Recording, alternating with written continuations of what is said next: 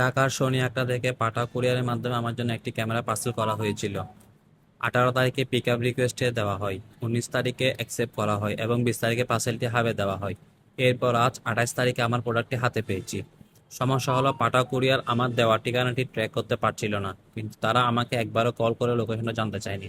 অথচ আমি তাদের কাস্টমার কেয়ারে 6 থেকে 7 বার কল করার পর কোনো সমাধান পাইনি। পরে আবার আমি কাস্টমার কেয়ারে কল করলে তারা লোকেশন আপডেট করে পার্সেলটি নিকটস্থভাবে ট্রান্সফার করার ব্যবস্থা করে দেয়। এই পুরো বিষয়টির কারণে আমাকে প্রায় 8 থেকে 9 দিন অনেক ভোগান্তির মধ্যে থাকতে হয়েছে।